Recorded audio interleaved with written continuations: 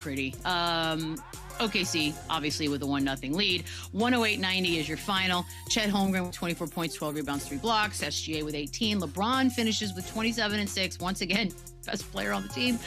Rui with 18. The bad news also is Jared Vanderbilt, full dislocation of his right pinky finger. There were reports, Sham said that it broke the skin. Oh, I can't deal with that. But they hung in, and it was probably a little shocking to a lot of people watching that the Lakers were in this bad boy up until the fourth quarter, and then it just top came off, Lou. I don't know. OKC playing with them. This is just standard OKC vibes. Like, what'd you see? Standard, they're just too deep. They just got too many different guys that can beat you on a given night. Like off the bench last night, nobody really had a standout game off the bench, but you had five different guys give you production. I'm looking here. Jay Williams, big time three that they needed. Alex Caruso, 5 points. You got Isaiah Joe, 9 points. Cason Wallace, 5 points. Jerry McCain, 12 points.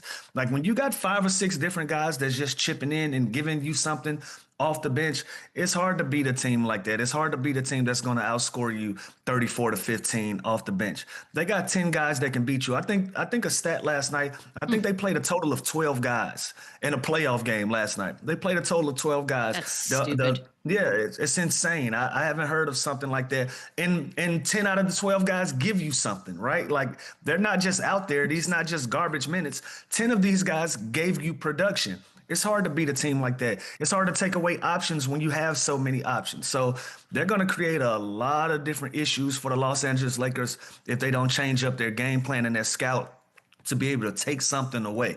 None of these guys were uncomfortable last night. They were doing whatever they wanted to do on the offensive end, and defensively they were special as well. But this is par for the course when it comes to OKC. This is the way that they play. They play with confidence. They play by committee. They play in style. They have fun while they're doing it. And it's just a tough matchup for the Lakers. And it's even tougher if you're not going to get great games out of Austin Reeves and Rui and all of these other guys. Marcus Smart, who was great in that first round, he's got to play better, especially when you're down so many different guys. When you have guys to step up in the gaps, you need them to do it every single game. They can't take nights off. And Austin Reeves and Marcus Smart, they didn't have their greatest nights. And this is the same night that OKC gets 10 guys to chip in. It's going to be a long, long series if this continues like this. Yeah, we're talking. They played 12 guys without Jalen Williams, like without their second best player. Like it's we forget that, by the way. That's how damn good they are. Take off the second best player on every other team, and they would struggle so bad. It doesn't. This team the Lakers. We're looking right at them. Like that's like think about it. Like this team is just they're so deep. It's going to be a tough season for the Lakers. I do love how they battled. They kept it close. They kept it kind of tight there for a little bit of the game. But like Lou just said, like the other guys got to be better. Marcus Smart's got to be better. Luke Kennard, who was fantastic in the first series, he's got to be better. Austin Reeves struggled a bit. So like this team, they're going to have to be all hands on deck. They're going to have to be so elite and so efficient to even have the chance to stay in the series or to win one game. So obviously, there's a lot left, but just OKC is just too tough, man. They beat you in so many different ways. And, Chet was unbelievable in the first half last night, just finishing, getting easy buckets and getting this team going. But they're just too deep. They're too talented. And this could be another quick one. Yeah, look, I don't know if you their margin of victory, Phoenix 17.3, 18 last night. This just feels like a bad pattern that's going in the wrong direction for every opponent. Chet with the 24 last night, only 2 shy of his playoff career high. We don't talk a lot about Chet, and obviously I'm biased, so don't look at me. But is he underrated at this point? Yeah, I mean, I don't know if he's underrated. He's a key piece on a championship team, and they were the best team again in the NBA this year. And he's an all-star, and he's looking for all NBA type player, and he's making a lot of money. Like define underrated, sure, basketball. $100 million guys can't be underrated. Yeah, I mean, I feel like we don't. You're right though. Like we don't talk about him as like an elite type franchise player only because the Thunder are so good and they're so deep, and SGA has done what he's done, and the rise of Jalen Williams and just the depth that this team has. We don't talk about him. Like if Chet Holmgren was on a lot of other teams, I think we'd be talking about him as more obviously of a featured guy, a number one option type guy. Obviously it wouldn't be the Thunder. It wouldn't be a team that good, but he is that talented to be a number one option on another team. It's no Hmm. question about it. And the impact he has on the defensive end, altering shots, rebounding, like he does it all like for this team. And he's almost a great like glue guy, X factor that could be a lot more on a worse team. So again, I think he's going to sacrifice a lot individually, individual stats. But when you're in the situation you're in right now in OKC and you're going to be competing for championships year in, year out, I don't think that matters. Underrated, overrated, underpaid, overpaid. He is going to win. And that's all that we play for. And that's all that really matters.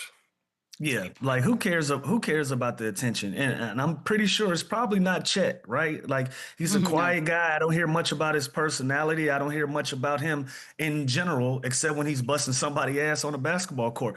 That is a good brand. That's a good brand to grow from. Every time I've seen him in a commercial, he's been in a commercial with his teammates and with his guys. I love what they've been able to build out in OKC.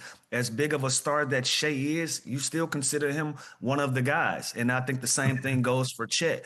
As long as these guys are together and winning and competing at a high level, it doesn't matter who's rating him or giving him individual attention, as long as he can continue to do the things that he's doing on and off the basketball court collectively with his guys. Let me ask you this, because we learned a little bit about SGA after that last round with his Instagram post. Like he's a quiet assassin. His quote last night: "Tonight was very simple." Remember that part. Multiple bodies. That means multiple teammates are open. You know what, Lou? Tonight was very simple. If I'm a Laker, that one hurts. That one stings. What do you think? Truth hurts. Stop it. Change it. It hurts. Well, yeah. Do something fair. about it. No lies told. Sometimes I think we criticize guys or we say, "Oh, he said this." Well, did we consider it might have been the truth? Like, did we consider that part? Like a lot of times we hear some of these things and we get outraged because it's like, how dare you say something like that? Well, it's like, what did they take away? That was my first point in when we started talking about this series. The Lakers didn't do a great job of taking anything away. I think OKC played a very comfortable basketball game, and a lot of different guys had success. Chet Holmgren was the best player on the floor last night for OKC. That's a scary sight to see. Jared McCain, I feel like, made the biggest shots of this game last night. He was the one that got the crowd going more than anybody. That is another scary sight to see. When you can have those guys do that for your team, that is a pretty simple brand of basketball because you're not taking anybody away. So I don't have any problem with him saying this on the outside looking in. If I'm the Los Angeles Lakers or if I'm their fan base, if you have an issue with him saying that, I would say stop it, step up to the plate, and make things a little bit more difficult where he won't say these things. Simple Don't to be me. simple. Yeah. It's a great quote, He's though. not It's a great quote. he's not Great lying. quote. Like, and No. he's saying this because he's pretty confident that it's going to continue to be simple, right? Like, he already This is told us brutal. that he's got all the answers. He just needs another question. Like, I got no problem with this, and there are some comments, and there's a level of professionalism and humble, approach that you need to take. But like the Jaden McDaniels thing, the Is comment there? against the defender, it was true. Like it was their weakness, and he backed it up. So I don't think this is anything, hostile or rude or anything. This is just a fact, and there's really nothing the Lakers can do about it because they are that good, and he is that good, and. Again, I don't think he said this in a way to be arrogant or cocky. This is truly just his mindset and his confidence and his approach to the game. So I got zero issues with this. It's Canadian honesty. And I, for one, am here for it. Is that a It's thing? amazing. What is that? Yeah, oh yeah. Canadians, Did I you think make they're that just up? like no, I think they're just like nice, honest people. He was asked a question and he gave you his answer. Boom, done. Take it how you want.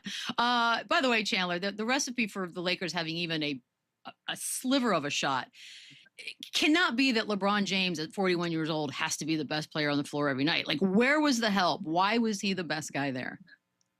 Well, I mean, this isn't the first night that he's done this either, right? He's honestly been the healthiest, most consistent player on this team. Like look at those numbers, look at the efficiency, just the way he still plays physically is unbelievable. And again, Luka is out. That is a huge hole offensively. That is a huge hole productively where you have to fill in those 30, 35 points a game. And that's where in the first round, Luke Kennard was great. Marcus Smart was great. Rui was great. Like DeAndre Ayton had an impact on a lot of these games. So it's going to have to be a collective effort when you miss a guy that, with the magnitude of Luka Doncic.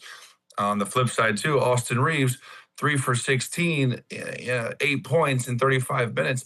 That is not going to be the recipe for success against this team. And again, I know OKC is a phenomenal defensive team. They make it hard on you, but this team is going to have to be elite. They're going to have to shoot 50% from three. They're going to have to shoot 50% from the field. Like, they're going to have to get better shots. They're going to have to play faster. They're going to have to try a bunch of different stuff. And I do believe in JJ Redick to make certain adjustments. I think he's shown that he is a great on-the-fly coach at making adjustments. I just don't know what adjustments they can make in the series that the Thunder can't just capitalize and counter and with their own adjustments and hurt them. So it's a tall task. Again, I don't want to chalk it up yet, just the respect for the game in the series, but they just seem outmatched, and they just seem like two levels of teams here, where it's, maybe the Lakers get one. Like it's one thing I'll see off the rip though, Chandler. One thing that they can do that'll make this a better series for them. They got to minimize their turnovers. You're looking at a team that turned the ball over 17 times against an OKC team, very much like Detroit. They're going to make you pay every time you turn that ball over. So everybody that the Lakers put on the floor, with the exception of a few of the guys that played some junk minutes there, turned the basketball over at least one time. Every single player. If you can get that down to 8 to 10 where it's manageable, you give yourself 8 to 10 more possessions in this game that you can clean this up and give yourself an opportunity. But if you're going to turn it over 17, 18 times a game against this team, it's going to be a quick series. That's one thing that I know that they can adjust outside of LeBron James being the best player on the floor. By the way, Austin Reeves had 4 of those and also is up for a lot of money. And in the interest of fairness, I was very hard on Jalen Duren about getting a max deal. If this is the Austin Reeves we're going to see in these playoffs, I'm going to reconsider that check writing as well, ladies and gentlemen. I got news for you, Bees. Both of them checks are already cut. Let me write the checks, guys. Let me do those the checks might already be in the bank. Man, both them checks cut already. This is bad business is what this is. Taking a quick break.